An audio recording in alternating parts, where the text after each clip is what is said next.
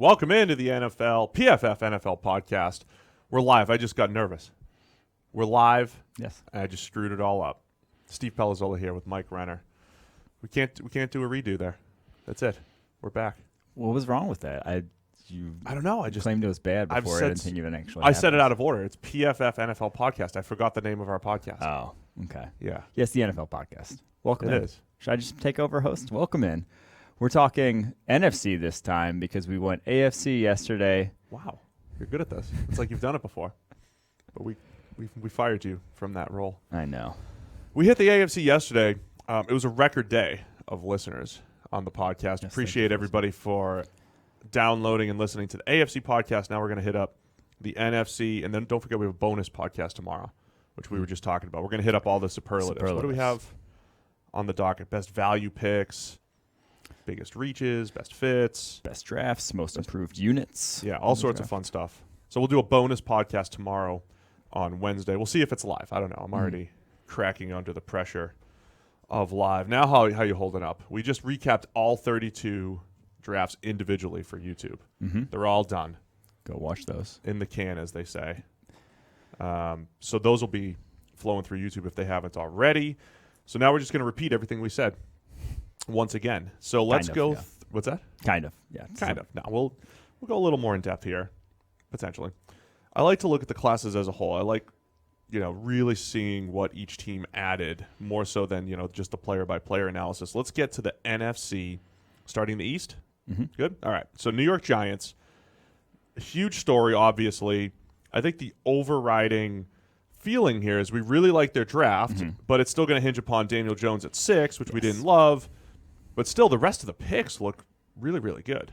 Yeah, I think if you just took Daniel Jones out of this equation altogether and say they didn't have that 6th overall pick, or if they didn't trade that 17th overall pick, so if they never made that trade and you take Dexter Lawrence at 6 instead, it still looks like a good draft. Yep. I mean, Dexter Lawrence, I really like going forward. If he can just slim down a little bit, he really bulked up in his career at Clemson to get to that hulking nose tackle to stuff the run in the middle of their defense. Plus. But his freshman year, he had a grade of 90.3. He had an elite grade as a true freshman on the most snaps he ever played in a single season at Clemson.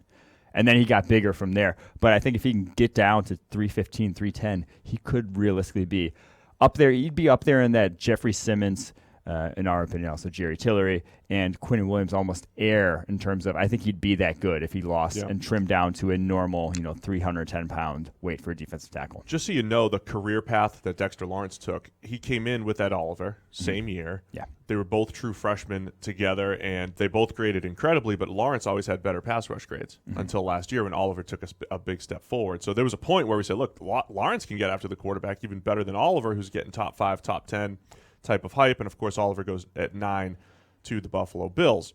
So Dexter Lawrence also better pass rush grades than we've seen from other 340-pound nose tackles like Danny Shelton a couple years ago, and in a similar place as Vita Vea, who went last year. So at 17, Dexter Lawrence can be valuable. Do you want to hit up the rest of the players we like and circle back to the Daniel Jones discussion? Well, I'll just say I think DeAndre Baker and Julian Love are very similar players. Neither are extremely fast. Both run over 4.5, but both are very physical. Both are great at the catch point. Both have been top 10 in terms of forcing completions over the past 2 years in all of college football. They are great at the catch point, good instincts for the position.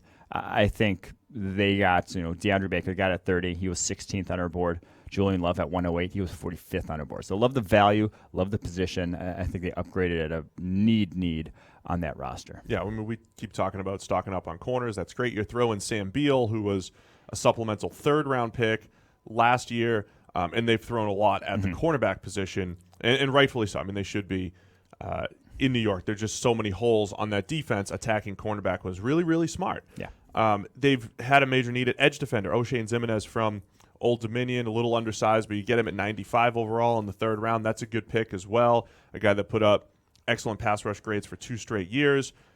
So a lot to like about this entire draft. But it still comes down to Daniel Jones at number 6. Jones, exactly. So that's the worry, is that Jones just, from an accuracy and decision-making standpoint, was not something that we felt you should take in the top 10 of the NFL draft. Now, he does some things very nice. I love his footwork. I love his mechanics. I love his pocket presence. It throws with anticipation at an NFL level already. And then the nicest thing you can say from there is you can't necessarily judge his accuracy and decision making great because of the talent around him, and having a bad offensive line, having bad wide receivers, but I think you still can to some degree, especially the accuracy part, and it just wasn't there. I mean, let's say other nice things. He has improved. I mean, his low first percentage of year- negatively graded throws too. Yeah. Not in terms of him compared to Drew Lock had a far more negatively graded throws than Right. Jones. So Jones, first 2 years graded in the 60s. That was poor. Last year, big step forward into the low 80s. It's more than just this 3-year sample isn't great. Isn't top 6 overall great. I will say there was a former NFL coach around here. We get coaches flowing through the office all the time, just kind of seeing what PFF's all about, getting more details about things. And he had a pretty close connection to Daniel Jones and just said loves him off the field.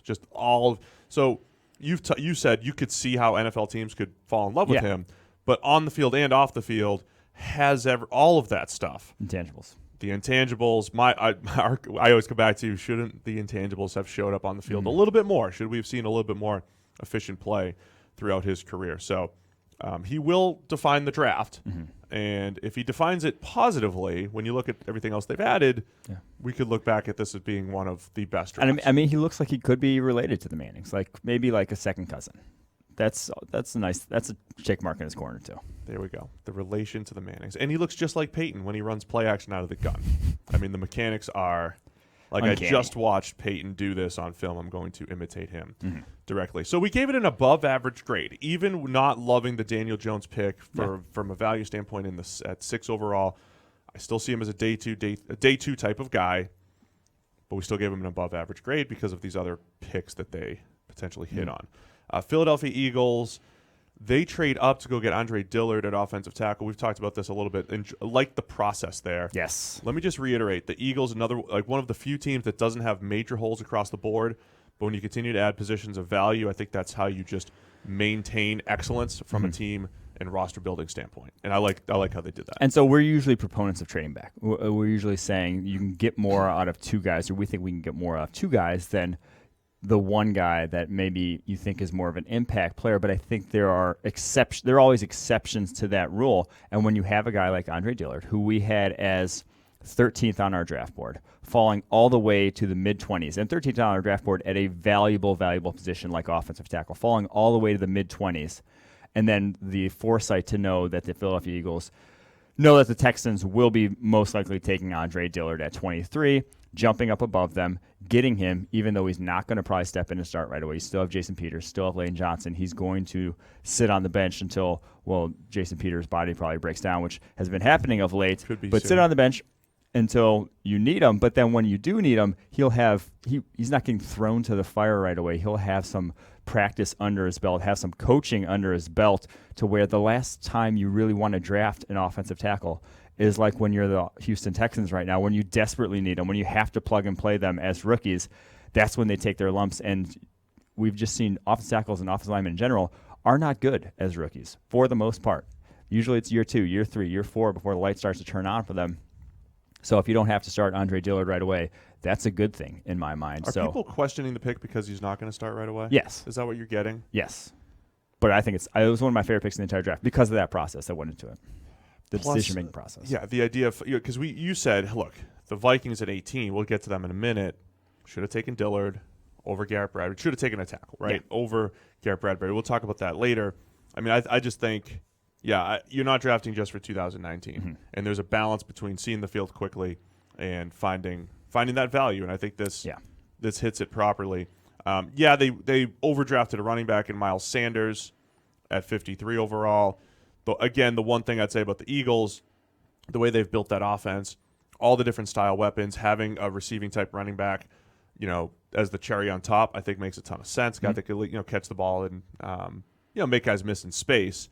Yes. But then they had J.J. Arcega-Whiteside 4 picks later, and so now he's your Alshon Jeffrey, heir apparent, replacement whenever that happens. That basketball team they got guy. in Philadelphia with their wide receiving core. How do you match up?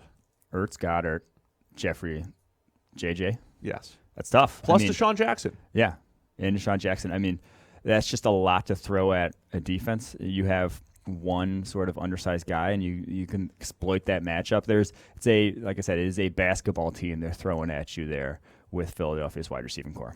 And Deshaun's the point guard. Or is Carson Wentz the point guard? Carson Wentz the point guard, yeah. So Deshaun's what? Off guard? I don't know. I took that analogy too far. But I like what they've assembled offensively. Carson Wentz is still the point guard.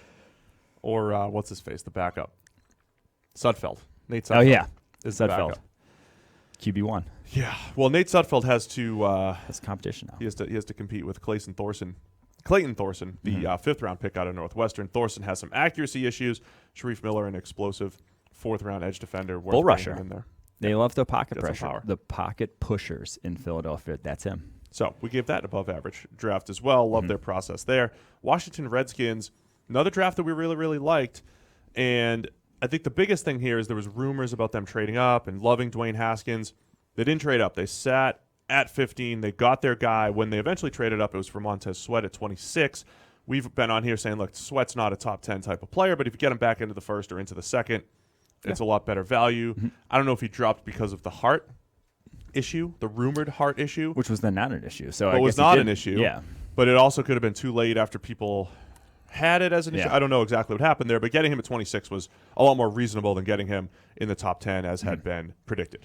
Yeah, I mean, he's an explosive athlete, but there was never a game where like, oh, he's just physically manhandling this offense tackle he's going against. That just wasn't the case. He's kind of a one-trick pony with his bull rush, and that's nice. That's a nice trick to have as a player translating from college to the NFL, but you got to have more than that to actually be worthy of a top 10, top 15 pick in the NFL draft. He's just herky-jerky in his pass rush. I don't think it comes naturally to him, the sort of like you see other guys in this draft class. So that's why with all that freakish athleticism, we're kind of just a little more like, yeah, you'll get a good pass rusher, but I don't think there's anything special at the moment. It's just how I see him as a prospect. But if there's a nice place to go, and I'm going to say the same thing about Rashawn Gary when we talk about the Packers, go into a place with a whole bunch of different, pretty good front seven. If you get these guys in a pretty good front seven, I think that might have Sweat and Gary stumble into a whole bunch of sacks to make them look good. When you've got that many other pass rushers. No, I mean him and Kerrigan. It's kind of how they both rush the passer. They're both going to try to collapse the pocket. And if that's like when you have multiple guys who are that sort of rusher, you just have tighter pockets for quarterbacks to work from. Even if they're not necessarily getting pressure, you're going to consistently. He's not going to be the guy running the loop. He's not going to be getting behind the quarterback and all that so, stuff. And Jonathan Allen breakout season is what we need there. So back to Dwayne Haskins here at 15. The thing about him, I think, very good from clean pocket, accuracy at the short and intermediate level. I've compared him to Sam Bradford before. Don't take that as a knock. Take it as get this guy a few guys, some playmakers who can get open. He can hit them. He could do some NFL-type things from the pocket. Has a few question marks outside of structure, but they added his former teammate Terry McLaurin in the third round, Bryce Love in the fourth round, speedster at running back who's a little hit or miss with this injury. Sixth round, Kelvin Harmon, the wide receiver out of NC State, big-bodied receiver. So they're starting to maybe build that team around Haskins. Yeah, we had McLaurin over Paris Campbell, his teammate at Ohio State, who went in the second round. McLaurin just more polished in terms of actually winning on the outside down the field. He dominated at the Senior Bowl that week there in Mobile. So love that pick. And the Haskins pick, I think from just another one from just a process standpoint of didn't trade up to give anything to get him. So there's really no skin off your back. You're not mortgaging future drafts. You are, as a franchise, screwed until Alex Smith's contract comes off the books. That's just the fact of the matter, which will likely be about the 2021 season where you're finally getting out from under that money.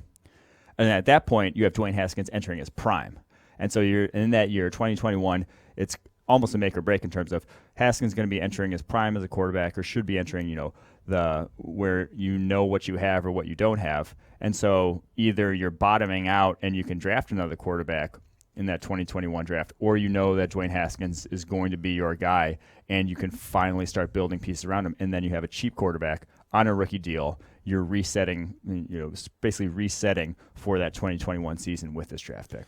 Yeah, that's why this draft, I don't know if it's the most boom or bust, but there's something to it's Dwayne Haskins' development, Montez Sweat's development. A lot's going to hinge on those two guys and how well they actually perform at the next level. And they got your guy Jimmy Moreland, quarterback out of James Madison. Steal of the draft. Best slot corner. He's the steal of the draft. Write that down for tomorrow's superlative. Best slot corner. You just have a soft spot for him. And Kelvin Harmon. Kelvin Harmon adds something, even if he's not dynamic. I don't think he'll ever be a 1,000-yard guy, but as he can be a Mohamed Sanu type receiver in your offense in terms of great ball skills, good body control, good contested catch, runs crisp routes. It's a good comparison. He was a top 100 player on our board. Yeah. And you get him at number 206. Somebody asked, why did Kelvin Harmon drop? It's because what you just described, it doesn't do anything special. Mm-hmm. He's like the Daniel Jones of receivers.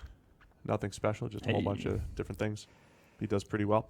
All right, Dallas Cowboys to round out the NFC East. Didn't have a pick until round 2. Their first pick was Tristan Hill, interior defensive lineman out of UCF, a little bit higher than we would have picked him. He certainly flashed on tape, didn't always see the field, had issues with the coaches over at UCF. Just higher than we would have said. They were really trying to attack that 3 technique position. Now, they had a weird draft in my opinion. The Tristan Hill pick, it fits what they do. They like penetrators, obviously, on that defensive line. He is very athletic, will be able to get upfield, but you already kind of have Malik Collins, Tyrone Crawford in that role of that defense. Yeah. Like I'm not sure he's going to really Collins see the hasn't field. been great. No, they haven't. Yeah, exactly. They haven't been great. But again, we are not necessarily high on Tristan Hill to be drafting a defensive tackle who's going to be in all likelihood, 400 to 500 snap guy for the next couple of years. There's some projection there. Exactly. Yeah. And there was other value and he's not going to be your nose tackle either. We were kind of projecting them to get a guy like Colin Saunders, like a one-gapping nose tackle could add value to that defense. That's not Tristan Hill, though. Saunders would have been a solid pick on our board, at least there at 58. Yeah. There was a lot of other wide receiver value on the board, safety value. Everybody assumed that they were going to attack safety, which they didn't until round 6 with Donovan Wilson. Beyond that, Connor McGovern from Penn State can compete with Connor Williams, the second-round pick from last year. Or even Travis Frederick, we don't know. Perhaps some center potential, depending on what happens with Frederick. Tony Pollard. A wide receiver running back hybrid. I will say with Dak as the mobile quarterback that you can tap into, having a Tavon Austin style player is fine. Well, they have Tavon Austin also. No, I know that, but like a better. Well, I don't know if he's better than Tavon Austin. We don't, either. but it's one of those. Yeah. We know what if Tavon Austin Austin gets is hurt, at this point. Having then another you also have player. Tony Pollard. Yeah. So Michael Jackson and Joe Jackson, back-to-back Miami picks. We got some length from both guys. Michael Jackson, the corner, has some issues. Joe Jackson, a little pass rush potential. Yeah, Michael Jackson got owned in press coverage there. I think there's a reason why he ticks all the athletic boxes and size boxes you want from a cornerback, yet was still a 5th rounder. It just, on tape, he was not. It did not show up. He was terrible in press coverage despite his length. It was terrible mirroring receivers down the field in any sort of off coverage. So those are issues for him. Joe Jackson, I actually like him as a prospect. I think he uses his hands really well. He's just sort of limited athletically. Never really jumped off the tape in that regard. Just kind of meh. So 5th round to get him there not bad with spot. his length isn't terrible. Let's move on to the NFC South, starting with the Atlanta Falcons. The Falcons clearly had a theme in this draft. They wanted to get better in the trenches. They go with what I would consider a very safe pick in Chris Lindstrom at number 14 overall, the guard out of Boston College, guy we had a 2nd-round grade on. Chalk up a W. Just nice, safe. Just right say, guard. hey, we got a starter. Yeah, we needed. And that was the thing, though. I don't hate it because I had said this before the draft. That range of probably like 9 or 10 to 18, the value of those picks were all. There just didn't seem. There's about 8 guys we liked in the top 10, and then it was kind of this gap. And then it was like all guys you'd feel more comfortable drafting at like 25 and up. Right. There just was never going to be range. So Chris Lindstrom, if you drafted him at 28, we would have said, fine, it's a good pick. So that's solid. why you get Christian Wilkins at 13 to Miami, safe. Chris Lindstrom at 14 to Atlanta, safe. Yeah.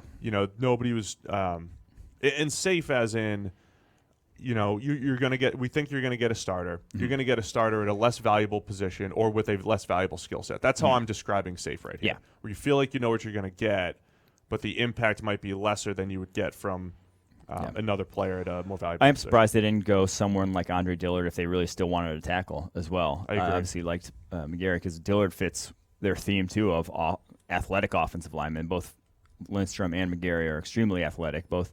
In that Falcons, that's what they've coveted over the years is athleticism along that offensive line. Lindstrom fits that. He's a good pass protecting guard. I can't hate too much on the pick. There just wasn't a ton of value to be had in those picks. So Lindstrom only 5 pressures last year, played a little bit of tackle previously at Boston College, and then they traded back into the first to get Caleb McGarry at 31 overall. I was surprised that McGarry went that high. We had him fringe second round. That's kind of the interesting thing. I feel like these two. So Lindstrom played right guard. McGarry played right tackle. Projecting the NFL, I would have almost thought Lindstrom could play right tackle, and McGarry might be better off at guard, in the next level, which I think they'll probably stay at right guard and right tackle. They're respective college positions. 6'8". He's 6'8", but he has baby 6'7". arms for a 6'8". Yeah. I think he was like 32 inches, which is really wild to me. He just fires off the ball. But they're both like explosive. Few other tackles. He's not exactly J.R. Sweezy, but Sweezy's that guy that will just maul some people. Yeah. And then have some ugly reps where he whiffs. That's McGarry. I think in the run game. J.R. Sweezy. I called him the same exact guy. Yeah. Fourth round, they went athleticism. Again, Kendall Sheffield from Ohio State. John Kaminsky from Charleston. I know you liked him pre-draft, and we talk about getting an athletic freak on the D-line at 135 overall. That's, you're either grabbing athletes or productive players in the middle, right? Guys that have excelled in one area potentially. Yeah, and Kaminsky, he is on that Ed Oliver, Rashawn Gary spectrum of athletes. And to be honest, since Rashawn Gary didn't really produce in college, like getting Kaminsky where they got him as opposed to Rashawn Gary where the Packers got him is a much better value. I'd much rather have Kaminsky in that situation now. I'm not saying Kaminsky's going to be great or anything, but he ran a 4.69 40 at 286 pounds. That right there is pretty freaky. He had a 7.033 cone. These numbers are reminiscent of someone like J.J. Watt back in the day. Not calling him J.J. Watt either. So he's just saying his numbers are reminiscent. They just got J.R. Sweezy in the first. Yeah. Sweezy in the first, and then J.J. Watt in the fourth. Wow. The value of this draft. What a draft. But, 22 bench reps. The dude is physically impressive at that size. But coming from Charleston, no clue what he can do on a football field. So ultimately, I'd say it's kind of an unexciting draft at the top. There's some upside in the middle, quote unquote. Do it. And don't say upside. There's athletes in the middle. There's athletes in the middle. And I would say the theme being that they're just trying to shore up that offensive line before it completely disintegrates. Because they were really good a couple of years ago. It had taken just a stark downturn. Now, injuries obviously played a factor in a number of different things, but it took a stark downturn. And then obviously had to cut bait with Ryan Schrader at right tackle. Andy Levitre has gone at left guard. You have an offensive line that was once one of the best in the NFL. You want to keep it at that level to keep that high-level offense that you had run. All right, Tampa Bay Bucks. One of these drafts. Now, they went all coverage players, essentially. They went back 7, a sneaky good edge defender in round 4. I like a lot of what the Bucks did, starting with Devin White, athletic linebacker at 5. Still a little bit higher than I probably would have taken him, but I understand. I would have taken him at 5. I'm fine with you would have. That's the thing. The alternative there would be, do you take an Ed Oliver? Now, they could have taken Josh Allen. Yeah, at edge. Now they left some other opportunities on the table, but when you talk about there's 2 freak athlete linebackers who can cover in this draft, Devin White's one of them. Not a problem. He is a Bruce Arians, Todd Bowles linebacker. He will do every single thing they want out of the linebacker position at an extremely high level. And so to take him at 5 then, where it's a position that is coveted and valuable in that defense, I have no problem with. I think he is going to be. When a guy takes on blocks that well as a blitzer, I feel good about him even being able to play run defense at a high level as well. I just think he's going to be a good. Bulls had a bunch of years where Darrell Washington in the middle of that Arizona defense was blitzing 110, 150 times, 120, 130 times, whatever. Really sad that his career just torpedoed. I know. He was good. Really good. All over the field making plays. Devin White can do that type of stuff as a blitzer, and he has that coverage range. And then I'm just real interested in what they're doing on the back end. Sean Bunting, the corner out of Central Michigan. Jamel Dean, the corner out of Auburn. Last year, they got Dean's teammate, Carlton Davis, the big that's 2 monster corners out of Auburn. Yeah, Auburn just plays absurdly big corners. They put linebackers outside at corner. That's what Dean and Davis look like. They just re-upped Vernon Hargraves for his 5th year. They drafted M.J. Stewart last year, hybrid corner safety, and I mentioned Bunting earlier. So they were just throwing a ton at the secondary, and rightfully so. I can't wait to see how these pieces fit, though. This is going to be great. Yeah, I wouldn't be surprised if when someone like Dean even gets moved to safety with how many corners they have with, Carlton Davis, like you mentioned, MJ Stewart, Vern Hargrave, Sean Bunting. You already have 4. Like, is Jamil Dean going to be the 5th cornerback in that group? Because at safety, you have Justin Evans, you have Jordan Whitehead, you have now Mike Edwards. You could add another one to that group too, but I don't know how this is going to all work out in the secondary, but I know that they added a ton of talent, and Bunting might be my favorite of this bunch that they added because he ticks a lot of boxes from an athleticism, size standpoint. Little over 6 foot, 195 pounds, ran a 4.42 with a 41.5-inch vertical. Sub 7.3 cone. Always got to be a sub 7.3 cone at that position. Those are good numbers. It's a big cornerback with good numbers. I think there might be some of my biggest issues with him where I just thought he was sloppy in terms of playing down to his competition. He would you knew he was that freak athlete playing against not freak athletes in the MAC. So his grade was better issue in 2017 than it was in 2018. We'll see. I mean, I think they're going to try to play a lot more man than they have in the past. Yes. And if they're going to play man, play some matchups. And Vernon says he's a press man corner. That's why he was so bad his first few years here. I thought Vernon could do it all. I was going to say, let's hope that's the case. Such a huge Vernon fan coming out. But, I'm for the 12th year in a row, very intrigued by what Tampa Bay is going to do next season. It always feels like on paper they make a lot of good moves to improve their team, and it never shows up on the field, in part because the NFC South is just loaded with talent. They have to go up against Matt Ryan, Drew Brees, Cam Newton, and their teams. But they every year ignored offensive side of the ball. They said we're all right there, and I think they will be all right. They had a good offense last year. They did. Anthony Nelson, intriguing 4th rounder, the Iowa defensive end, sub 7.3 cone at 271 is pretty crazy though to have a sub 7.3 cone at that size. I think he offers I think he got underrated throughout the process because that Iowa scheme is not necessarily the best for defensive linemen racking up production type numbers. I think you'll be better in a Todd Bowles coach defense. We need to get a live feed on you when you're reading everybody's 3 cone for the first time. Oh, just a live feed of how excited you get. Oh, Anthony Nelson. The fact that they don't show those on TV, like on the live broadcast, and we see like O-line 40s, but we don't get to see, which don't matter at all, and we don't get to see guys 3 cone, like defensive end 3 cones. It goes back. I'll tell our friends over at NFL Network. We're doing a lot of work with them now. It's a crime. But it goes back to who's watching the combine. It's the people who want to know the 3 cone stuff. Exactly. Right? You don't need to appeal to the average fan with certain things. Like day 3 of the draft, ESPN. Who's watching day 3 of the draft? It's hardcore fans who want to know about the players. That's why you get to go to PFF to find out. Don't have an orangutan announce draft picks. Is that what they're? I don't know. They had like a Wild West shootout for the Cardinals pick, and then I turned it off and just said I'd watch the tracker. Yeah, I stick to the tracker. And, covering the picks. All right, let's go to the New Orleans Saints. We were told by a few Saints fans that there's no way they would draft a center in this draft. They've got Nick. You seem Nick salty, Easton. Steve. That I am. Like those 2 people that were yelling at me. I mean, but they had this they made a strong case. If a guy gets signed for less than $5 million a year in today's NFL, he's a backup as a free agent. And this was all because we did a video that said, here's a couple guys the Saints could target in the second round, one of which is Eric McCoy from Texas A&M, who they drafted. Yeah. And they actually moved up to get at 48 overall. I think it's a good fit. He can come in and start. Yeah. They were not as great on the interior of the O-line. The Saints are starting to play with fire, though, with their last 2 draft classes. It's the way their flow has gone. 2017 draft class was legendary. Yeah. With Alvin Kamara, Ryan Ramczyk, Marshawn Lattimore, Marcus Williams. I mean, everything was great.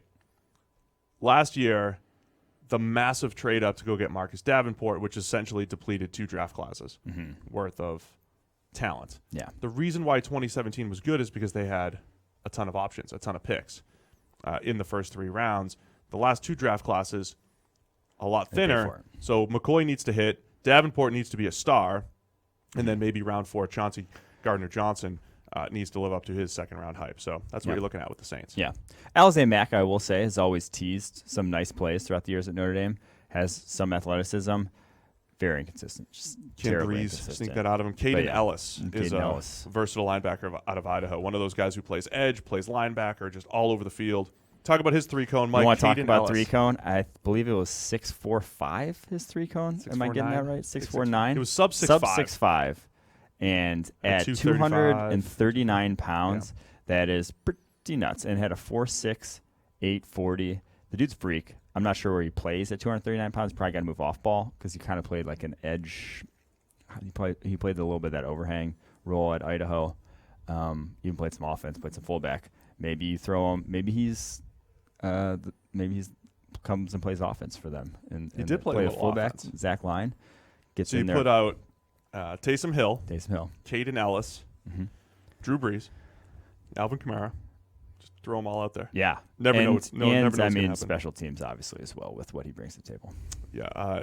As far as Chauncey Gardner-Johnson, a lot of rumors that he had fallen because of poor interviews at the Florida safety/cornerback, but add some depth there, he could become what they really hoped Kenny Vaccaro was going to be when they drafted him. I had some bad interviews after college too. Didn't get some jobs I wanted. It's all right, Chauncey. You'll be fine. Look at you now. I landed on my feet. Yeah, you're like the lead draft content producer. No, you're assistant. I really did though. I had some bad interviews. One I was Did visibly sweating in an interview after college. Now it's PFF, but visibly sweating. So you couldn't even get a real job. You were just kind of stuck. I was stuck. That's why.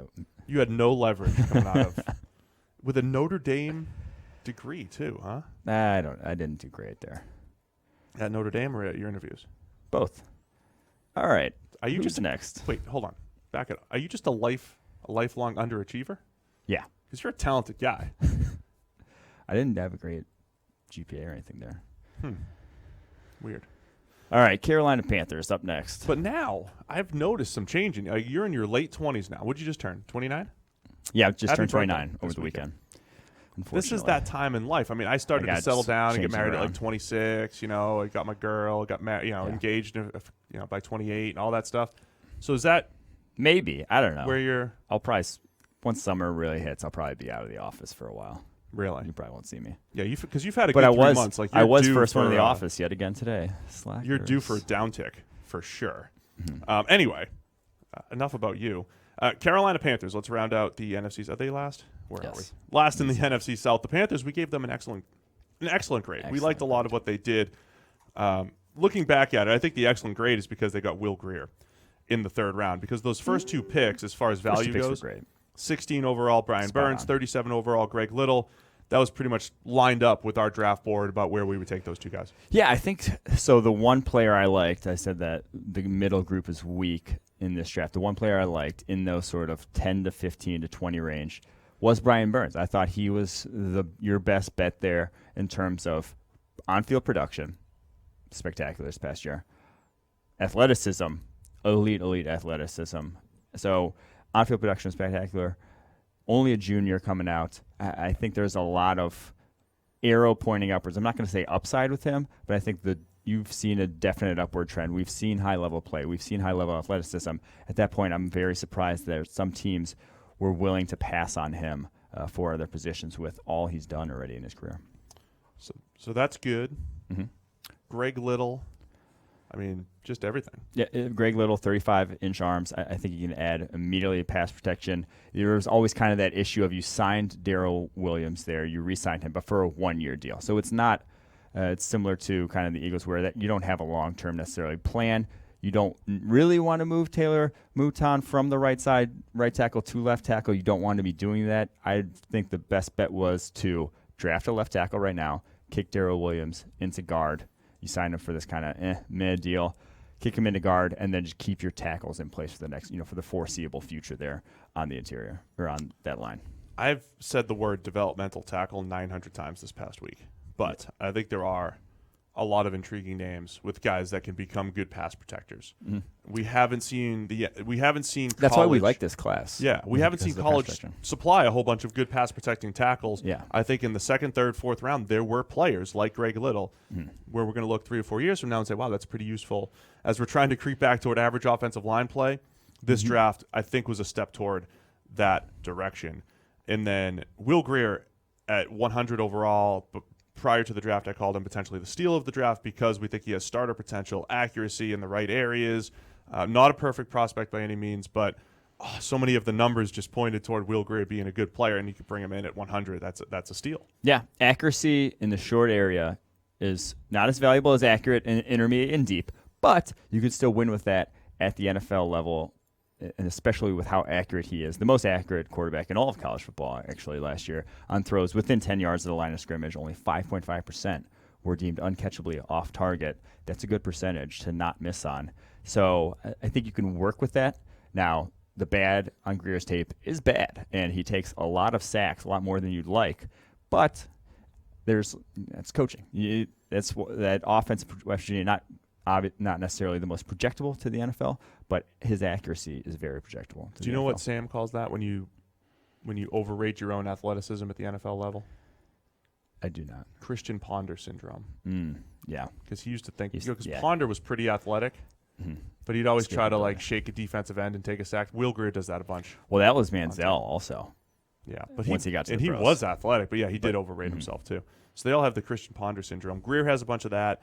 Also, Grier kind of needs it to be coached up really well. You give him the right play call against the right defense, he can execute it. Anytime a thing goes a little haywire, he can as well.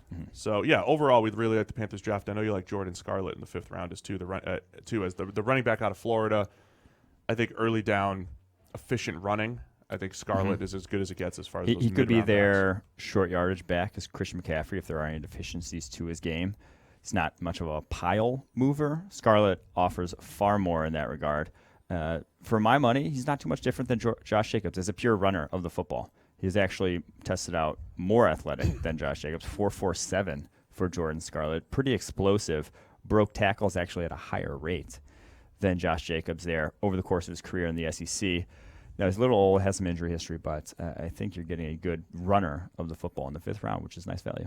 All right, let's move over to the NFC West, starting with the San Francisco 49ers. They have the 2nd overall pick. Nick Bosa, 36 overall. It was Deebo Samuel. I think when you look at their first 2 picks, as good as it gets, I think, across the draft. Nick Bosa, the guy that we would have taken at number 2, pretty efficient edge. We feel like he's going to translate at the next level. Good pairing with D Ford, and then Deebo, really nice scheme fit for what Kyle Shanahan wants to do. Yeah, Bosa, no-brainer.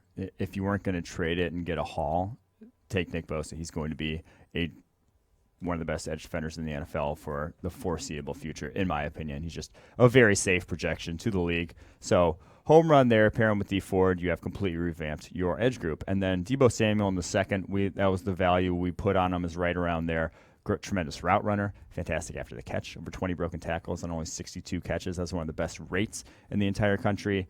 Got missed a lot there this past season at South Carolina. Was open far more than his 62 catches suggest he was. Yeah. So, obviously that is the ACL back from 2017. That might be a little bit of an issue to worry about, something to just keep in mind. But great route runner, great after the catch. Add something to that wide receiving core they don't really have in terms of a guy after the catch ability like that. He reminded me a little bit of Doug Baldwin, his tenacity, but also ability to win from the slot. After the catch, as you mentioned, versatility. There's a lot to like about Deebo Samuel. Now, didn't love the 3rd round pick Jalen Hurd out of Baylor, and especially I know the Niners were depleted last year at the cornerback position, but it felt like a place that they needed to attack because their coverage unit was so bad last year across the board. And they didn't attack until round 6 with Tim Harris from Virginia. Nice round 6 pick right there. Good size, fits the scheme pretty well, even though he's like 35 years old. But Jalen Hurd in the 3rd felt like they could have had better value there. The former running back at Tennessee turned oversized wide receiver at Baylor. Yes, I 100% agree. One, because he looks still like a running back trying to play wide receiver. The receiving skills have not caught up. Now, he hasn't been there a ton, hasn't got a ton of seasoning at the position, but I just don't see it necessarily. He's dropped a ton of passes this past year. I believe 9 balls he dropped. On ball skills just weren't great. Ball skills weren't great. Only 4 out of 18 contested catches. It just didn't. That wasn't his game. The best thing you could say about him is, yes, he can. Defenses don't know if you're going to line him up at running back or wide receiver. He has that sort of fluidity of where he can run between, but he's not anything great as a runner either. He's obviously 6'5". He's incredibly tall. He's going to get chopped down at the NFL level repeatedly. I'd rather try to teach Deebo Samuel how to take handoffs than teach Jalen Hurd how to play wide receiver. If I'm going between the two. Do you have to maximize his value though by tapping into the fact that he's a former running back? Yes, that's the only way I could see, because as a slot receiver, as just a receiver in general, it's not worth 3rd round pick. It reminds me of Braxton Miller went in the 2nd round with the Texans, right? Yeah. Reminds me of that. It reminds me of that a little bit. Yeah. There's just no, so he much won the projection. third, but did he go in the? I actually somewhere around there. I was just saying this the other day. I cycle back and forth between where they went. Guys went in mock drafts and where they went in reality. Sometimes. Either way, the Braxton Miller project was a project. I think Jalen Hurd also fits that bill there. Beyond that, Caden Smith, a big slow tight end, but he's at least big. Has a little catch radius there to complement George Kittle. Number 2. Yeah, a number 2. Justin School, another one of those developmental tackles in the Pretty 6th. athletic. Probably going to kick inside, I would imagine. There maybe. I'm not exactly sure. Then Tim Harris, freakishly athletic cornerback out of Virginia, size, speed, but he's 24 years old. I said 35. It's 24. Yeah. Extensive injury history. There's a reason he fell all the way to the 6th, but if he's healthy on the field, he's more than a 6th-round value in my eyes. So, all right, let's get to the Arizona Cardinals draft. We loved it across the board.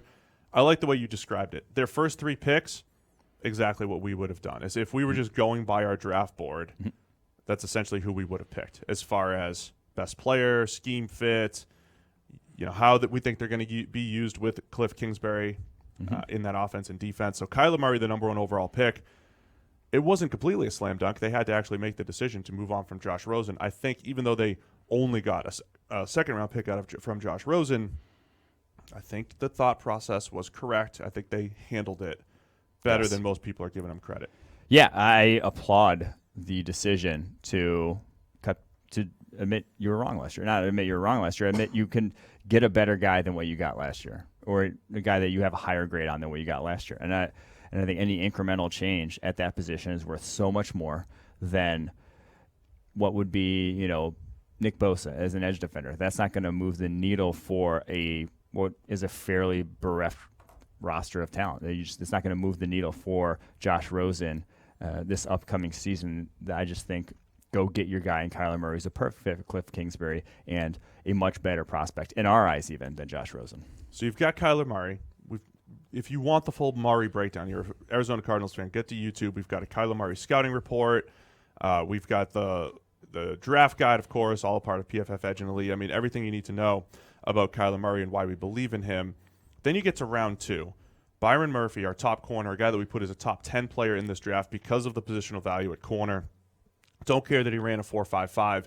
He is an excellent zone corner because of his eyes, his tackling, his playmaking ability. I think he's going to fit into this Arizona scheme extremely well. Yeah, I mean, if you really want to protect him, you have Patrick Peterson there. If you really think the size is an issue, you can have Patrick Peterson go get the bigger guy in your opposing defense or on your opposing offense. Now, if you're playing the Eagles now, you're not going to be able to do that. Then you're in trouble. You're not going to be able to do that. But if you are matching up with a team that has one big, one small, that sort of thing, you could protect him theoretically. Could also throw him in the slot. I likened him to a guy like Chris Harris, and that the size is definitely an issue. Like the wingspan is one of the smallest of any of the cornerbacks in this draft class, but he makes up for it in so many different ways. And it's not. And once he's in off coverage, that size tends to be far less impactful in my eyes than press man. So they just got the number 1 QB on our board. They obviously most valuable position. They drafted, though, when you look at their first 3 picks, like 5'9" QB, 5'11" or 5'10"-ish cornerback, 5'8.5" wide receiver. Like they committed. It's almost like those guys roll into to their facilities like this is the team we drafted. Just like draft. This. Well, they offset it with Hakeem Butler. I know. In round 4, 6'5" wide receiver. Zach Allen. So they'll be the first 2 off the bus at rookie minicamp, right? You get Butler and Allen to lead the way. Exactly. They come off the bus. It's a high school team. I mean, they got 7 guys, though, I think, with starting potential. So Andy Isabella was the first wide receiver they got. We've talked about him a million times on this pod and on the channel and everything. But, yes, he's undersized, outside, deep threat. They might be starting 4 wide receivers. We don't know exactly what the Clint Kingsbury air raid looks like. Yeah. But Isabella, probably as an outside receiver. Hakeem Butler, the 4th rounder. Now you've got a 6'5". Complements. You have different style players. I like Butler with Kyler Murray because Kyler Murray, not every quarterback has the ability to just know how to throw the ball away from leverage and man coverage and all that stuff. And, of course, that's where Butler needs to win, and that's how Kyler Murray throws the football. All of those fits are just fantastic. Yeah, I mean, I think Kirk and Fitzgerald make more sense in the slot than Isabella and Butler on the outside. If you go running 4 wide. But I do think Isabella's the outside receiver in an offense like that. Then you add, on the defensive side, Zach Allen, power edge with the top pick of the third round. Great run defender, continuing to plug and play LDE. Yeah, there you go. So he's a starter. Deontay Thompson, the 5th round safety. Now, I know he may have run a 4.8, 4.9 if he actually ran a 40. But if you look at his instincts at free safety, if you put him as a pure free safety role, ball skills, made a ton of plays last year at Alabama, cut down on the missed tackles, he'll be okay. We've compared him to Jarius Byrd. So if you protect him a little bit, you can get something out of him. And he can be your, just with the talent on that roster right now, he can be your third down guy. Budda Baker, DJ Swearinger, your starters. He can be your nickel safety. Budda Baker rolls keep down. Keep him at free, and those guys exactly move up. Yeah. You can keep him deep, almost protected in that sort of. If he's just a free safety, I think Deontay Thompson adds a ton of value. Lamont Gaillard, the center from Georgia, another just solid all-around SEC player with starting potential in the 6th round. Held zone 70, something like 78 pass blocking grade and 78 run blocking grade this past year in the SEC. 3 years of starting experience. Powerful dude. I think he could compete with Mason Cole there because we didn't love Mason Cole necessarily coming out a season ago, and he played poorly as a rookie. Let's wrap it up with this. One of our astute podcast listeners asked me on Twitter, and I ignored him on Twitter. I didn't answer it yet. I just didn't get around to answering yet. He asked, did they not address the offensive line because they think the air raid's going to protect the O-line, essentially?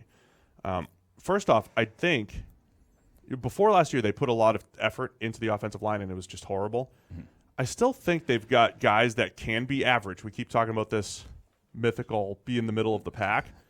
But Justin Pugh at right guard, they traded for Marcus Gilbert at right tackle, DJ Humphries at left tackle. Like, those guys epitomize average. Yeah, if you're saying need, did they have a need? Well, I mean, not necessarily. Like, if they drafted a guy in the 3rd round, he might not necessarily start on this roster because you had Mason Cole in the 3rd round last year. Now he was bad, but you have him in the 3rd round from season ago, so you have some draft capital invested there. DJ Humphries, they're obviously way too invested in at this point, having drafted him in the 1st round. He's gotten better, and though. He has gotten he's better. Been more reasonable. Just signed J.R. Sweezy at left guard, traded for Marcus Gilbert at right tackle. Justin Pugh they signed before last year to a big deal. Now Pugh and Gilbert are glass. They are injury prone as it gets over the past couple seasons. You can't rely on them, but I would have liked for them to address the offensive line, but on paper, it didn't qualify as a need. So, I wish they would have, but yeah. They could have attacked it, but the thing is, the question was, okay, can they protect it with the air raid? But it's like, who else were they getting until maybe with all their picks rounds 1 through 4, like those are all players. I love where they went. They're talented players. Like, those are good players that they drafted. Maybe it's just they didn't feel the value was there, and I'm not going to blame them for not reaching for value. But I also do think if you spread the field and you have these Christian Kirks and Andy Isabellas that can get open quickly, and Hakeem Butler who you could throw it up to, can you protect him with a quicker pass? They're going the Russell Wilson route of developing Kyler Murray. Yeah, just save us a little bit back there, exactly. Tyler. Wow. We love the draft from the Arizona Cardinals. Let's move on to, speaking of Russell Wilson, the Seattle Seahawks. When you talk about working the draft, they came in with 4 picks. They left with 11.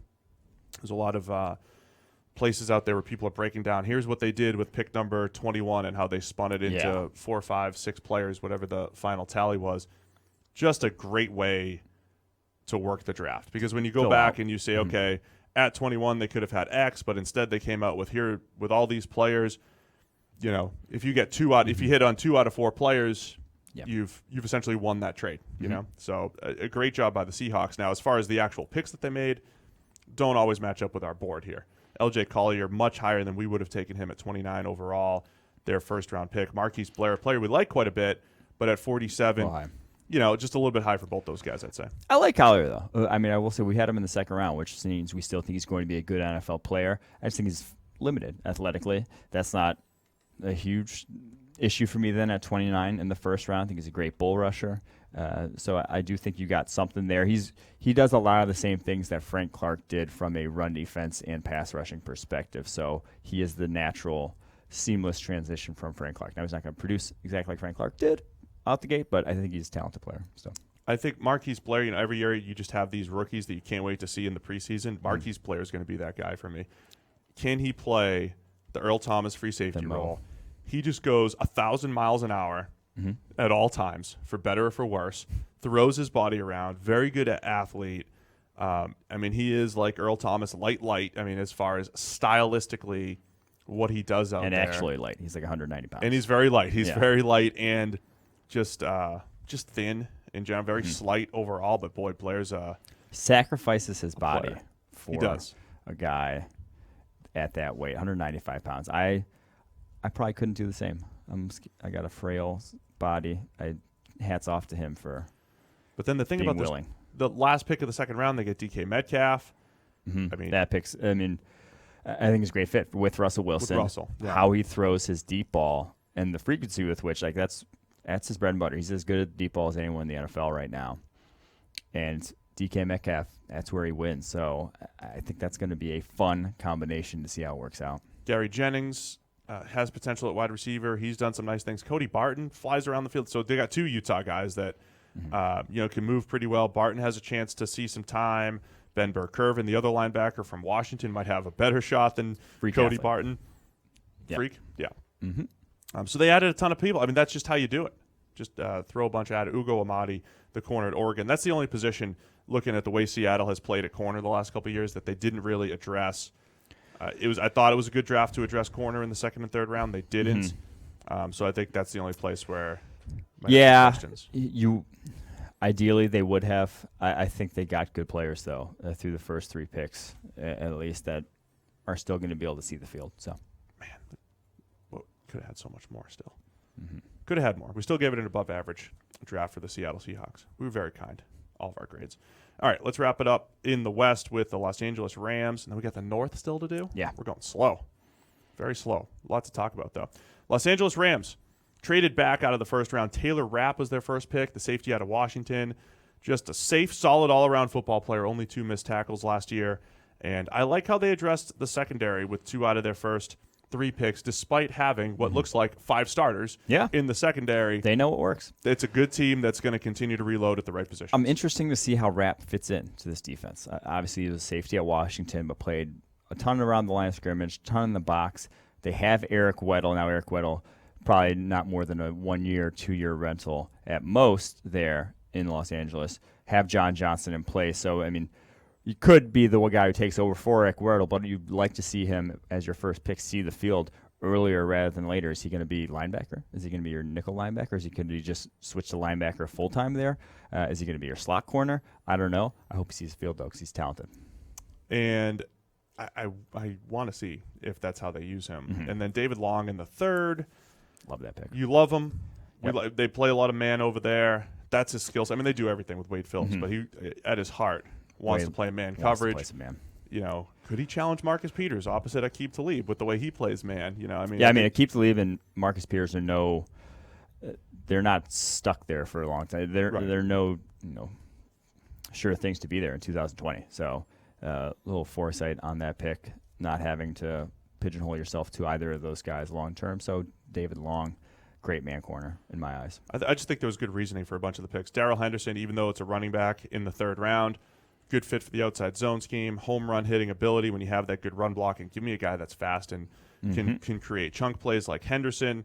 Bobby Evans, another one of those developmental offensive tackles in the third round to 97 overall. He was better at left tackle in 2017 than he was.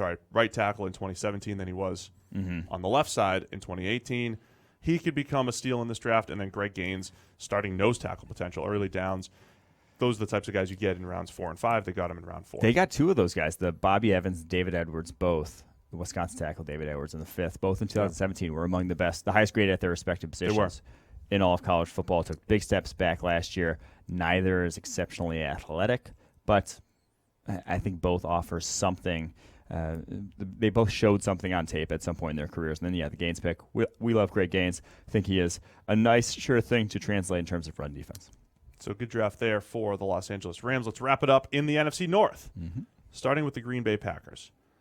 4 picks in the top 75, 3 in the top 44. I'm calling it a high floor draft because even though they've got the biggest boom or bust prospect maybe in the draft in Rashawn Gary at number 12, Darnell Savage starting safety at 21, Elgton Jenkins starting center or guard at 44, and I think Jay Sternberger, tight end at 75, has starting tight end potential.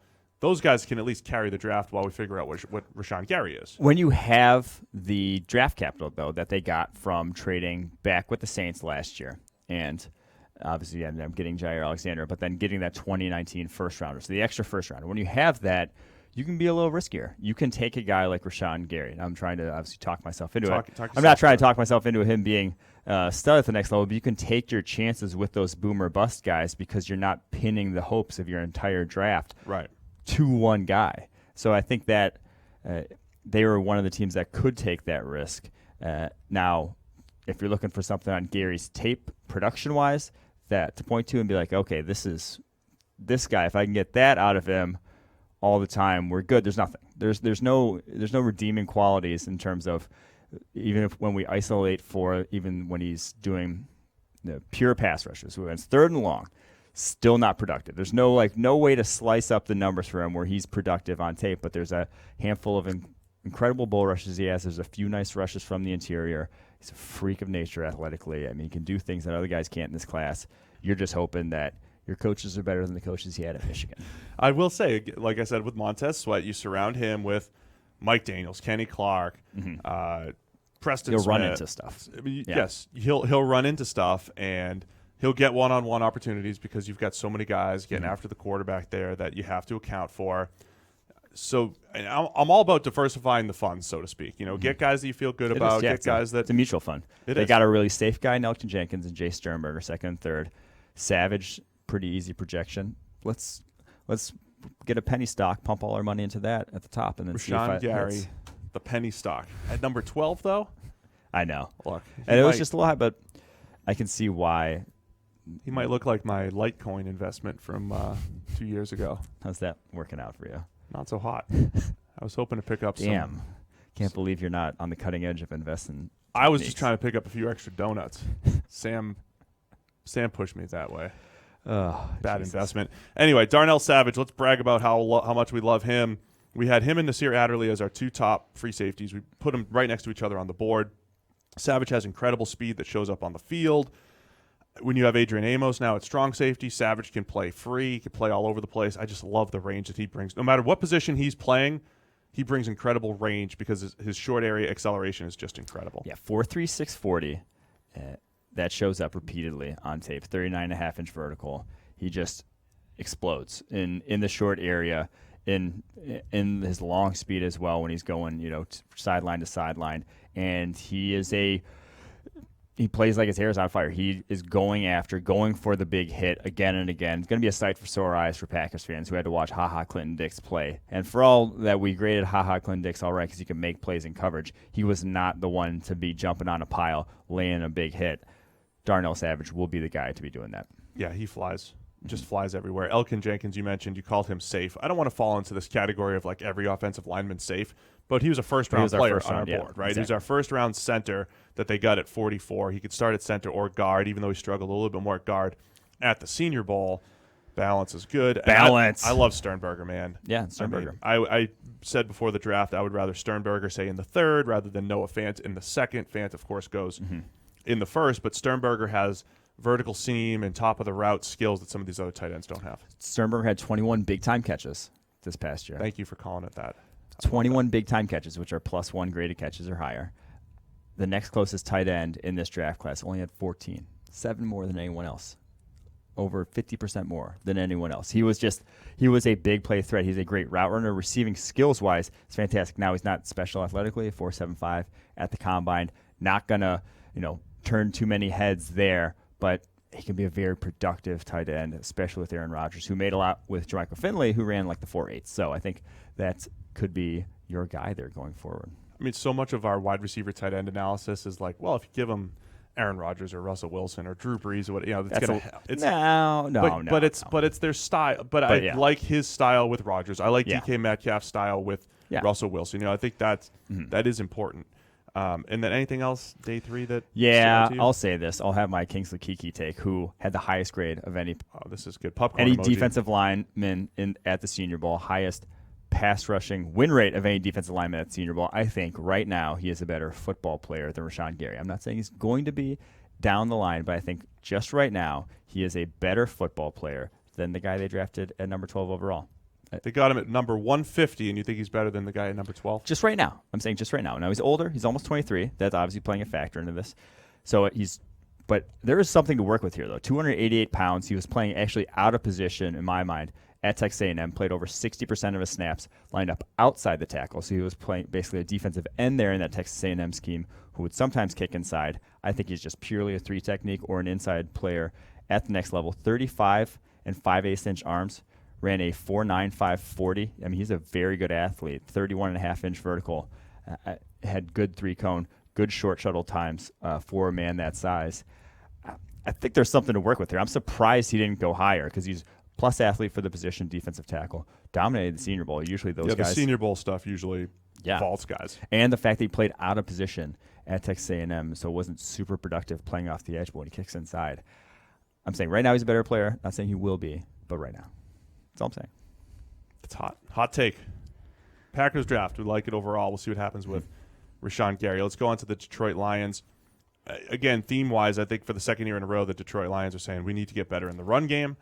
Last year, it was Frank Ragnow. It was interior O-lineman. They drafted a fullback in the 7th round. They drafted a running back. They drafted a run stopper in the middle rounds. This year was a lot of the same. T.J. Hawkinson at number 8. I think he's going to be a very good player. It's an unexciting top 10 pick because to justify that as a tight end, like you have to be Travis Kelce, you have to be Gronk, you have to be one of those top tight ends, right? Yeah, so it's you don't have to be, but you have to have a role that's going to utilize everything that he brings to the table. Because in terms of receiving ability, him versus Jay Sternberger is not that big of a difference in our eyes. No, like there's not. If you were just to take them both as receivers, you're not going to take Hawkinson just in a vacuum. Hawkinson's not going to be the 8th overall player in your board, and Sternberger's not going to be the 75th. Right. If that's the only thing you're looking at. So you have to bring something else to the table that separates them. And obviously, blocking is the big thing in that separates them. Hawkinson is fantastic. Sternberger, not so much. So if you're going to actually take advantage of that run blocking ability, if you're going to heavily feature him in that running game, if you're going to do a lot like what the Patriots do in terms of be able to go from these heavy sets to then spread wide in the blink of an eye and have that versatility and take advantage of that, I can get on board with this and actually utilize his skill set. But the thing is not sort of, we like said, it's tough to get value out of a tight end because not too many teams have that plan for the guy to actually utilize him that much. Yeah, I agree. I mean, he's a good all-around player. Only 2 drops throughout his entire college career. You mentioned the run blocking. He has no problem mixing it up against defensive ends. So I think he'll be a solid player. One of the bigger reaches, just our board compared to what happened, though, Jelani Tavai out of Hawaii. Our friend Dane Brugler from The Athletic had him in like the 60s. Yeah. And he was the highest on it. In the 60s on his draft board, he was the highest on him. The funniest tweet I saw all weekend was someone tweeted out, one of the Lions like beat writers tweeted out, the Lions select Jelani Tavai. This was Dane Brugler's guy. He had him 66th or whatever on his big board. And the guy responded to him, "Oh, great. So excited that we got – oh, gosh, what was the exact tweet? It's like 23 picks ahead of – so great that we got the guy that even the highest evaluator had 20 picks later." Yeah. So that about sums it up. Now, by all reports – I really butchered that, but it was funny. I understand what you're saying. Yeah. I laughed when you first told it to me the right way. The Patriots were all over him, too. I mean, you're talking about – Matt Patricia's in Detroit. That doesn't make it the right pick. Brian Flores is in Miami. All I'm saying is if you covet a player, now the Lions and Patriots and Dolphins and maybe the Titans with Vrabel and all, they're all coveting similar players for the most part. So they have to kind of jockey against each other. Now, coveting this player, I think, is the question. Whether it's Bill Belichick or not, it's tough to say, okay, Tavai's going to be number 43 overall value. Yeah. Just like I didn't think Kerryon Johnson was, what was he, 40th or 41st last year? Like, he's not top 40 value, as well as he played last year at running back for out of Auburn for the Lions. It's just not second-round value for the second year in a row, I think, for the Lions. Yeah, that's the biggest thing. That really is just the biggest thing, is there were guys with similar skill sets who I think could execute it at that same level, or not that same level, but in a very similar level, drafted far later on in the draft. Sione Takitaki is the guy I point to who got drafted a round later, who is actually won at a high rate as an edge rusher, and who went to the Browns in the 3rd round, does a lot of the same stuff in terms of can seamlessly go from middle linebacker to outside linebacker and rush the passer at both positions. And Jelani Tavai is just not a special athlete. He's 4'8", 440 guy. He ran at his pro day. That's not like that. you drafted that 43rd overall. Another guy, Justin Hollins, who got drafted later, a much better athlete, can go from edge rusher to off-ball linebacker, has that sort of athleticism. I just don't get why you had to get him at 43 when so many other good players are left on the draft board at impact positions. I can't see Tavai making anywhere near that impact. Before we get to the pick that we really like by the Lions, though, Will Harris at safety, Boston College. Austin Bryant's the edge out of Clemson. Two more players who actually had better run defense grades than they had So Will Harris, better run defense than coverage grade at safety. Austin Bryant, better run defense than pass rush grade at Clemson over the last couple of years. So they continue to get these guys who are fundamentally sound and good against the run. And this just reminds me of, like, talk about Patriots disciples. When Thomas Dimitroff took over with the Atlanta Falcons, it was all like, let's get all these big-bodied run stoppers, and they couldn't get after the quarterback, and they couldn't stop the pass. It was like they were building this team from 1985, trying to stop the run. I fear for the Lions that as great as their defensive line is at being big and stopping the run, that they're building this team that is so good at the wrong parts of the game.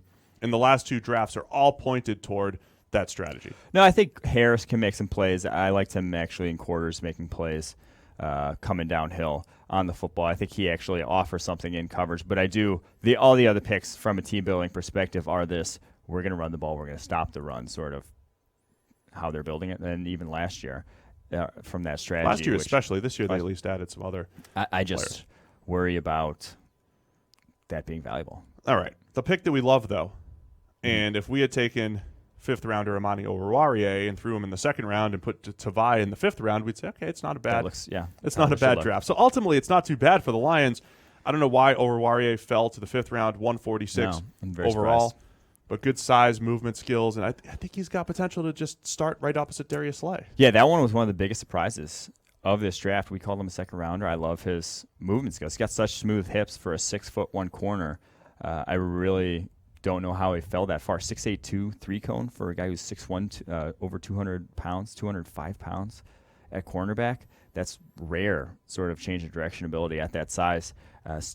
Sub 4.5 40 was the best cornerback at the Senior Bowl for my money, having watched all the practices and the one-on-ones. That's him falling was one of the steals of the draft, 100%.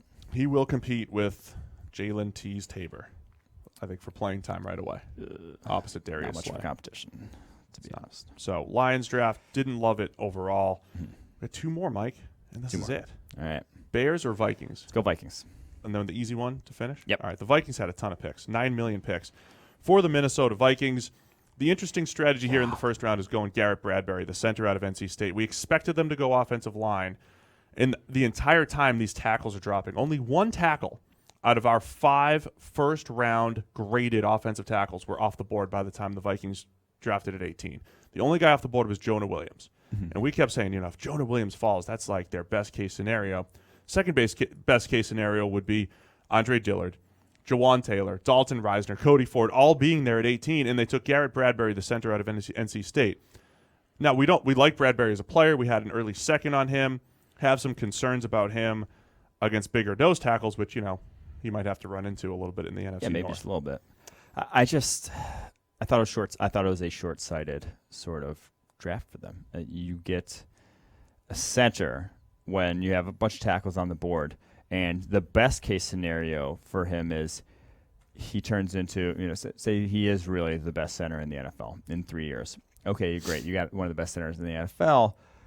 That's not a valuable position. Teams are paying average tackles more than the best center in the NFL nowadays. Like that's just how the pay scale has gone. Donovan Smith makes more than the highest paid center in the league. The left tackle for the Bucks, who's been the whipping boy and finally came good his last season.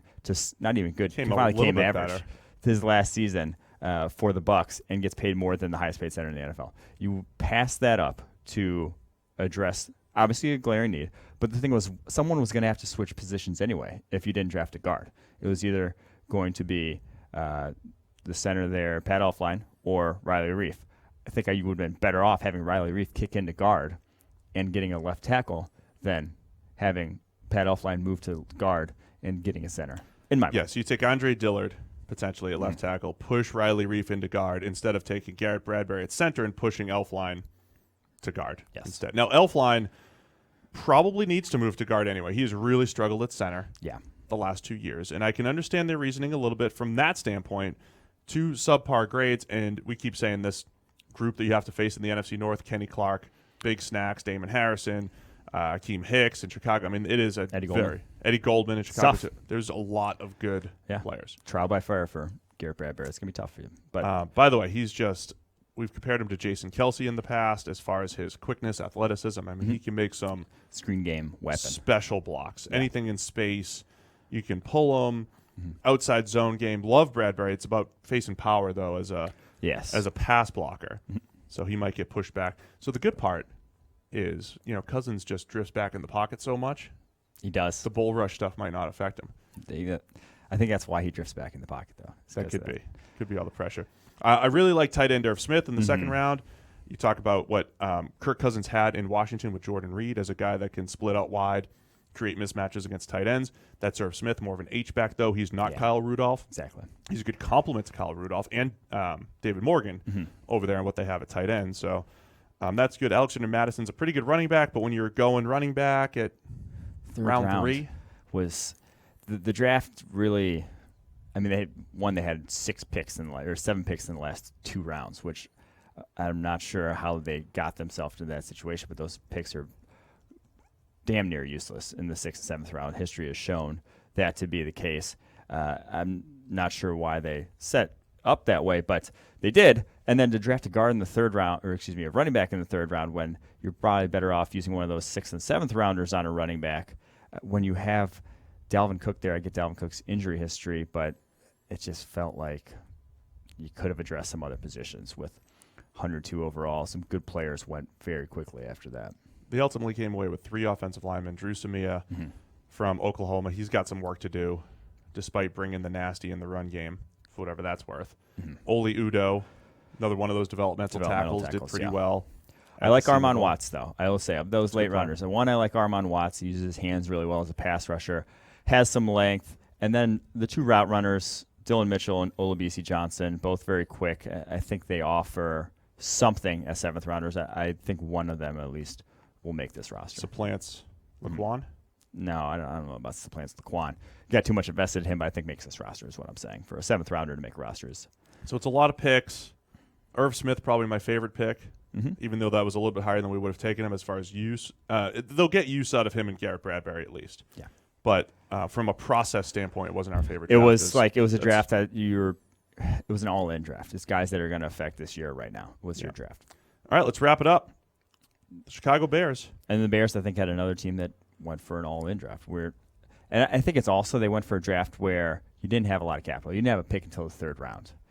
You wanted to come away with someone that was going to see the field, simply because as a GM, you couldn't look. The fans would get mad if they're like, oh, who's the rookie? There's no reason to be excited about. So you get David Montgomery, a running back who steps in and can be your starting running back right away, even though you signed Mike Davis. I think Montgomery easily supplants him. And then Riley Ridley, who will get some run there on the outside. He's better than Cordell Patterson, obviously, as Cordell Patterson's probably not even going to see the field. Then you'd rather he not see the field as a wide receiver. Patterson they might use in one of those gimmick roles, though, with Tariq Cohen. I just like that you've got the next potential playmaker on the outside with Riley Ridley. Keep that going. The risk with the Bears, who have a solid roster across the board, same thing we said with the Eagles, is if you just fit a couple needs, it's almost like a wasted draft a year or 2 from now, even if Montgomery's really, really good. I mean, out of their 5 picks, they picked 2 running backs. Kareth White out of Florida Atlantic as well. Montgomery's awesome. Forced 99 missed tackles last year. Very difficult to tackle. He'll probably be productive, but would have liked more of a value position with that first pick. I like Duke Shelley, the 6th rounder. If I were to pick my favorites of these in terms of value where they got him, I think Duke Shelley in the 6th could be their future slot cornerback. No more Bryce Callahan. You obviously got Buster Skrine over from the Jets. We've never cared for Buster Skrine. He's not a great slot cornerback whatsoever. I think Duke Shelley could supplant him as soon as the season, to be honest. I don't see that being unreasonable. So I think he has some potential there as a slot. And then Steven Denmark is just a big freak corner. Huge with movement skills, small school. And, we said you're either getting somebody uber productive like Duke Shelley or somebody uber athletic like Steven Denmark. 43.5-inch vertical, 220 pounds, 1.48 10 time. These are ridiculous numbers. Yeah, you just kind of get but them in. Here's the kicker. 7.43 cone. Oof. That is Greg Gabe said they're not moving him to safety, by the way. a just so you know. statue of Not a man. moving him Yeah. to safety. It's not happening. So, anyway. He's the DK Metcalf of corners. He is, really. Just get him out. Oh, what if they covered each other? Is there a preseason game? Are the Bears and Seahawks playing in the preseason? I just want to see that. Somebody look that up. Incredible. Is that it, Mike? Have we discussed so we've now officially broken down every draft twice. There you have it. I mean, 3 times. Night of, and then YouTube, and then on the podcast here. Great work. It's good. It's fun. We'll be back tomorrow. Don't know if we'll do it live. Maybe we will, but we'll hit all of our superlatives. We'll do our best UDFAs, too. I added that to the list. All of the best of lists, best value, biggest reaches, best fits, best overall drafts, all that fun stuff. Thanks to everybody for listening. Setting records for us this week. Don't forget to get to ProFootballFocus.com, PFF Edge, and Elite for breakdowns on the entire draft class. We'll talk to you guys again tomorrow.